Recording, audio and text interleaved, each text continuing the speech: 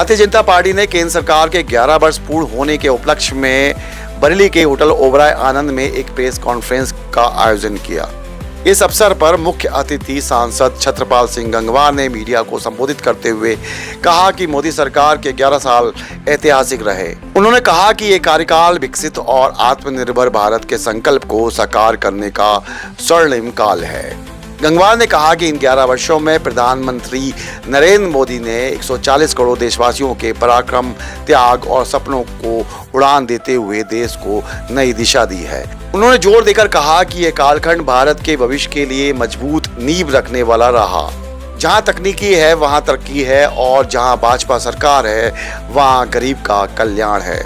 शासन अब सेवा बन चुका है और सुशासन अब संस्कृति का हिस्सा है। सांसद ने बताया कि 2014 से पहले भारत में भ्रष्टाचार, घोटाले और तुष्टीकरण की बात आम थी, लेकिन अब विकास, आविष्कार, पहले सरकारी योजनाओं का पैसा बीच में ही गायब हो जाता था, लेकिन अब सीधे जनता के खातों में पहुंच रहा है। आयुष्मान भारत योजना के तहत निःशुल्क इलाज ने लोगों की जिंदगी आसान की है। उन्होंने कहा कि पहले भारत विश्व की अस्थिर अर्थव्यवस्थाओं में गिना जाता था, लेकिन आज ये दुनिया की चौथी सबसे बड़ी अर्थव्यवस्था है। गंगवार ने ऑपरेशन सिंदूर का जिक्र करते हुए कहा कि ये केवल एक सैन्य मिशन नहीं बल्कि भारत के साहस और बदलते स्वरूप की तस्वीर है। उन्होंने दावा किया कि इस मोदी सरकार के प्रयासों से 27 करोड़ से अधिक लोग गरीबी की रेखा से बाहर आए हैं। गरीबों को केंद्र में रखकर बनाई गई योजनाएं जैसे पीएम गरीब कल्याण अन्न योजना, स्वच्छ भारत मिशन, उज्ज्वला योजना, पीएम आवास योजना, जल जीवन मिशन, पीएम जनधन योजना, आयुष्मान भारत और पीएम किसान सम्मान निधि के जरिए गरीबों का कल्याण हो रहा है। इस पे विशेष रूप से तीनों बातों पर हमारी सरकार का विशेष फोकस रहा है और उसके बारे में कुछ बातें रखी हैं। जन कल्याणकारी बहुत सारी योजनाओं के बारे में मैंने संक्षेप में बताया था। देश की सुरक्षा के हिसाब से भी, जैसे अभी ऑपरेशन सिंदूर का विषय, पहलगांव में कोई घटना हुई और उस पर ऑपरेशन सिंदूर जो अभी चल रहा है, देश से आतंकवाद को ख़त्म किया है और न केवल विदेशी ताकतें, अपने अंदर भी बहुत सारी ऐसी एजेंसी जो देश को कमज़ोर करने का कार्य कर रही थी, उन पे भी सब पे अंकुश लगा है और लगभग 100-125 जिलों में जहाँ पर आतंकवाद फैला था और नक्सली आतंकवाद ये सब चल रहा था, आज मुश्किल से 5-6 जिलों में शेष बचा है और वहाँ पर भी 100 से अधिक जिलों में आतंकवाद खत्म हुआ है। सांसद जी, मेरा एक सवाल ये है, पिछले 11 साल में बरेली को क्या मिला है इस सरकार ने, वो बताएं। पिछले 11 साल में तो बहुत कुछ मिला है। दिल्ली जाने का रास्ता, लखनऊ जाने का रास्ता, जहाँ पर आज मुश्किल से 3 घंटे लगते हैं दिल्ली और लखनऊ जाने के लिए, ये रोड सब बड़े बड़े हाईवे यहाँ पर बने हैं।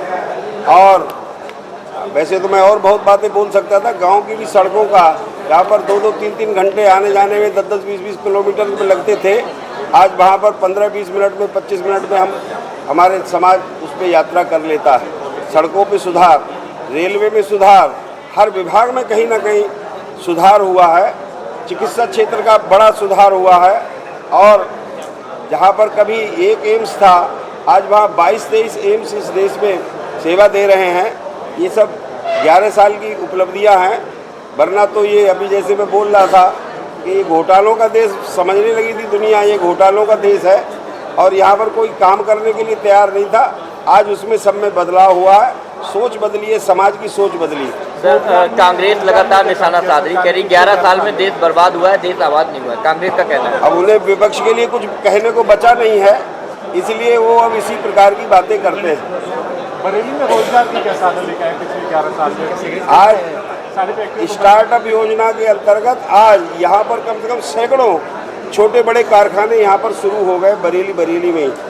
और बड़ी खुशी की बात यह है कि उसमें युवा पूरी बड़ी अपनी सहभागिता कर रहे हैं, अपनी हिस्सेदारी ले रहे हैं, रोजगार मिल रहा है।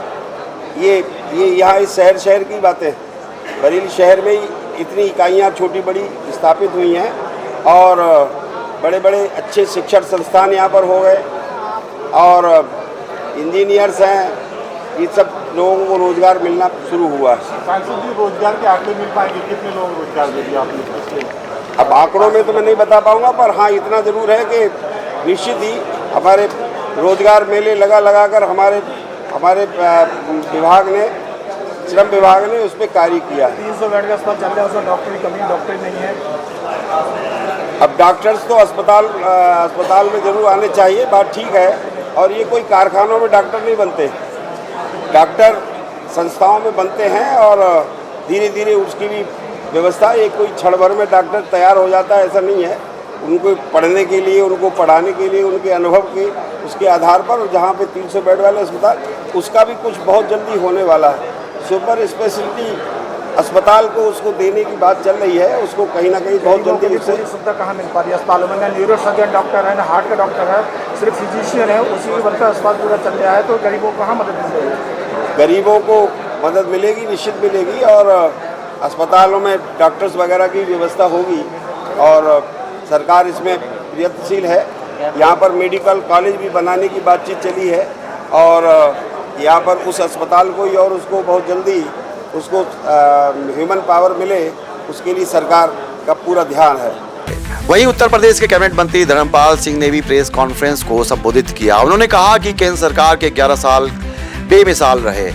विदेश नीति में देश के सांस्कृतिक महत्व की झलक स्पष्ट दिखाई देती है। मोदी हैं तो मुमकिन है, ये नारा नहीं बल्कि जमीनी हकीकत है। उन्होंने कहा कि अब राजनीति वादों की नहीं, प्रदर्शन की संस्कृति पर टिकी है। महिलाओं की भागीदारी विकास के केंद्र में है और आतंकवाद पर सख्त नीति अपनाई गई है। डिफेंस निर्यात में 30 गुना वृद्धि और भ्रष्टाचार प्रहार के साथ साथ ई नीलामी में पारदर्शिता ने भारत को आत्मनिर्भर और वैश्विक नेतृत्व में अग्रणी बनाया है। धर्मपाल सिंह ने कहा कि आयुर्वेद और योग को वैश्विक मान्यता मिली है और सरकारी योजनाओं की सतत निगरानी से उनका प्रभावी क्रियान्वयन सुनिश्चित हुआ है। जम्मू कश्मीर से धारा 370 हटाने, 3 तलाक खत्म करने, जीएसटी लागू करने और वक्फ बिल जैसे साहसिक निर्णय ने सरकार की दृढ़ता को दर्शाया।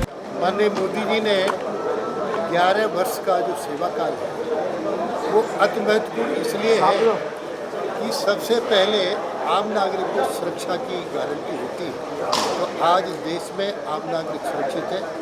सुरक्षा 2 तरीके की होती है, आंतरिक सुरक्षा और बाहरी सुरक्षा। बाहरी सुरक्षा सेना करती है, सेना चाक चौबंद है। आज आतंकवाद का सफाया हो गया है और माननीय मोदी जी ने पहलगांव की घटना का बदला 100 किलोमीटर अंदर घुस के पाकिस्तान में केंद्र थे आतंकवादियों के, उनको ध्वस्त करने का काम किया है। इतना ही नहीं, दुनिया के देशों में आतंकवाद जो पाकिस्तान पालता था, सांसदों का एक समूह भेजकर ये बताने में माननीय मोदी जी ने महारत हासिल कर ली कि पाकिस्तान आतंकवाद और आतंकवादियों को पालकर देश में अमन शांति को भंग करने का काम करता है।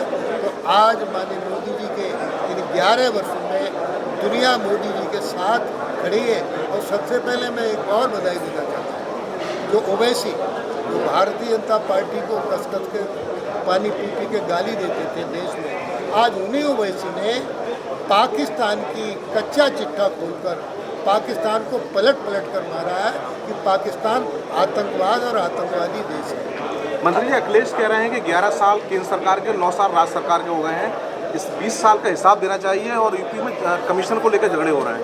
देखिए, अखिलेश जी के समय कुछ नहीं हुआ, कानून व्यवस्था ध्वस्त थी, गुंडों का राज था, अपराधी जमीनों पर कब्जे करते थे, आम नागरिक त्रस्त था।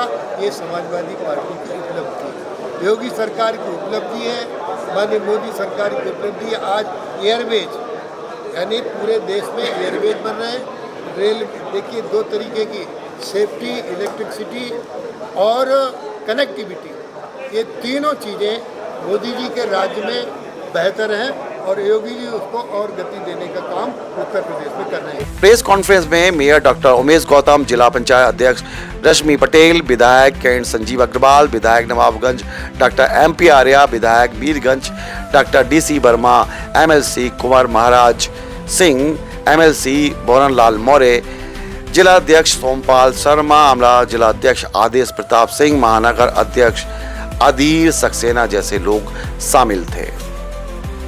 आप देख रहे हैं मेरे साथ वाइब्रेंट वॉइस, धन्यवाद।